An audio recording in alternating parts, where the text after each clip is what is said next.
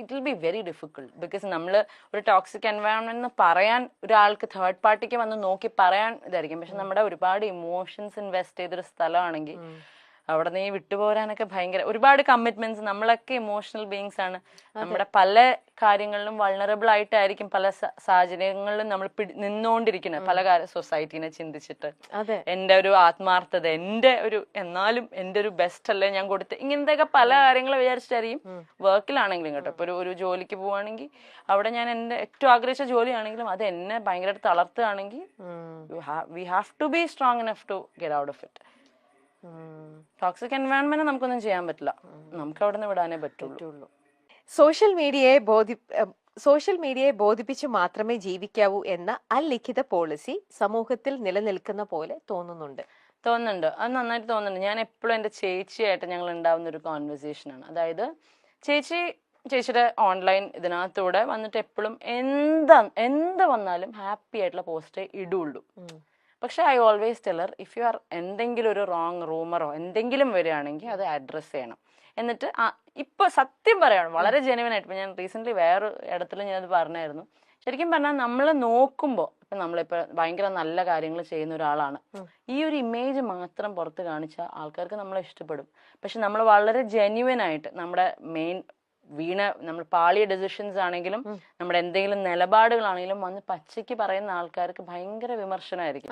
നേരെ മറിച്ച് ഒരു പ്രശ്നം ഉണ്ട്, അതിന്റെ തൊട്ട് പറയാം, നമ്മളൊരു 10-20 വീഡിയോ ചെയ്യാണ് നന്മ കാണിച്ചുകൊണ്ട്, you are sorted, it's A good person, അയ്യോ ഇയാളൊക്കെ ഇങ്ങനെയൊക്കെ ചെയ്യൂ, അയ്യോ പാവം, അങ്ങനെ ചിന്തിക്കുള്ളൂ. അപ്പൊ ശരിക്കും പറഞ്ഞാൽ സോഷ്യൽ മീഡിയനെ ബോധിപ്പിച്ചത് തന്നെയാണ് ഇനിയുള്ള ജനറേഷൻ ഇതിനകത്തേക്ക് ഇറങ്ങുവാണെങ്കിൽ, ഈ ലൈം ലൈറ്റ് അല്ലെങ്കിൽ ഈ ഷോബിസ്റ്റിലേക്ക് ഇറങ്ങുവാണെങ്കിൽ ഇനിയുള്ള ജനറേഷൻ എങ്ങനെ സോഷ്യൽ മീഡിയക്ക് കേറ്റർ ചെയ്യാൻ പറ്റുന്ന ഒരു ഇമേജ് ഉണ്ടാക്കിയെടുക്കാൻ പറ്റും, അല്ലെങ്കിൽ പ്രോപ്പർ PR വർക്ക് ഇതെന്താന്ന് പഠിച്ചിട്ട് ഇറങ്ങുക. അല്ലെങ്കിൽ ലൈഫ് ലോങ് നിങ്ങൾ ജെനുവൻ ആയിട്ട് നിന്നുകൊണ്ട്, പഴയ കാലത്തൊക്കെ നമ്മളെ പഠിപ്പിക്കുന്ന ഒരു കാര്യമാണ് നിങ്ങൾ എന്താണോ അങ്ങനെ നിൽക്കുക. ഇനി അതൊന്നും നടക്കില്ല.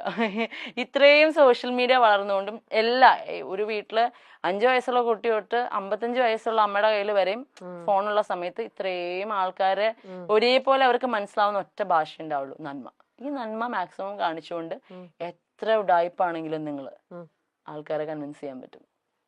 I have always felt so social മീഡിയയിൽ വന്നിട്ട് ജെനുവിനിറ്റിയേക്കാൾ കൂടുതൽ ബിൽഡ് എൻ ഇമേജ്, ഒരു ഫേക്ക് ഫേസ് വേണം അപ്പോ. ആബ്സല്യൂട്ട്ലി. കാരണം ഇപ്പൊ ഞങ്ങളുടെയൊക്കെ കേസിൽ ഇപ്പൊ ഞാനൊക്കെ വന്ന് നിന്ന് സംസാരിച്ചിട്ട് എന്ത് മാത്രം ഹേറ്റ് ഉണ്ടായത്. എന്നാൽ ഞാൻ ഈ പറയുന്ന ആരെങ്കിലും ഒരാൾ എന്തെങ്കിലും ചെയ്ത് ഉപദ്രവിച്ചിട്ടുണ്ടോ? I haven't, my sister has not. അപ്പം അതിനകത്തല്ല കാര്യം. നേരെ മറിച്ച് ഞാൻ ഒരുപാട്, ഇപ്പം ഞങ്ങളുടെ പേഴ്സണൽ ലൈഫിലുള്ള കാര്യമല്ല പറയുന്നത്, ഞാൻ ഒരുപാട് പേരെ എനിക്ക് പേഴ്സണൽ ലൈഫിൽ ലോക കള്ളന്മാരായിട്ടുള്ളവരെ അറിയാം.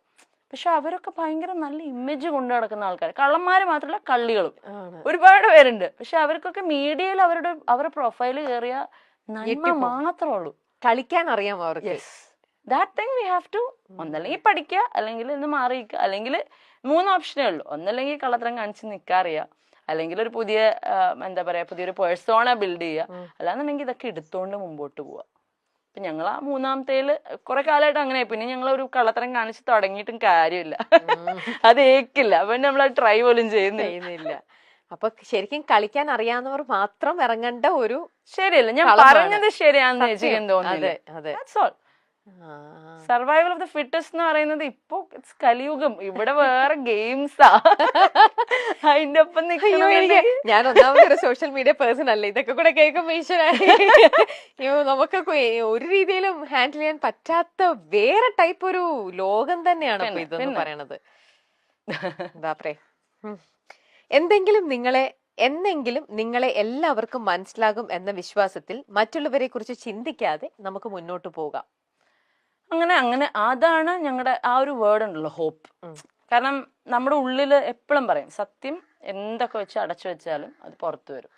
അതുപോലെ ഒരു ഡയമണ്ട് എത്ര അഴുക്കിനടിയിലിട്ടാലും നമ്മൾ തുടച്ചെടുത്ത് കഴിഞ്ഞാൽ ഇറ്റ് വിൽ സ്റ്റിൽ ഷൈൻ. അപ്പം ഞങ്ങളുടെ വീട്ടിൽ എൻ്റെ അച്ഛനമ്മയൊക്കെ ഒരുപാട് വിഷമിച്ചിരിക്കുമ്പോൾ അവർ പറയുന്നത്, നമുക്കൊരു ദിവസം വരും, ആ ദിവസത്തിന് വേണ്ടി വെയിറ്റ്. അത് പറയുമ്പോൾ എനിക്ക് ഇമോഷനാവും. Wait for that day and will wait. അത് ഇത്രയും ഡീപ്പായിട്ട് കുറെ കാര്യങ്ങൾ പറഞ്ഞപ്പോഴത്തേക്ക് അത് കയ്യിൽ പോയതാ.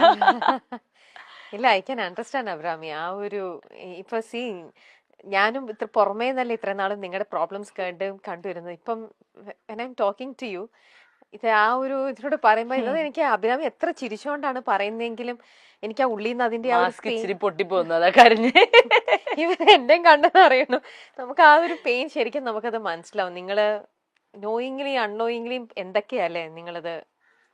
അപ്പൊ അതെന്തായാലും അത് ഒരു സമയം ഇപ്പൊ എന്തായാലും ഞങ്ങളുടെ അച്ഛൻ മുകളിലും ഉണ്ട്.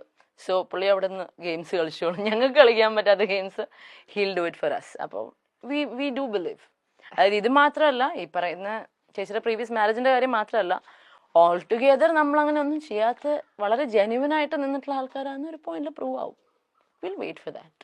V have to. കാരണം പാപ്പു എന്ന് പറയുന്ന ഒരാളുടെ മുമ്പിൽ ഞങ്ങൾക്ക് അത് കാണിച്ചു കൊടുക്കാനുണ്ട്. പിന്നെ ആ കുഞ്ഞിന്റെ ഒരു പ്രയാസം ദൈവം ഞങ്ങളുടെയൊക്കെ പിന്നെയും പോട്ടെ, കുഴപ്പമില്ല. പക്ഷെ ഈ പറയുന്ന ഒരു എനർജി ഒക്കെ മുകളിലുണ്ടെങ്കിൽ ആ കുഞ്ഞിന്റെ ഒരു സാധനം കാണാതിരിക്കില്ല. അപ്പം that day will come for sure.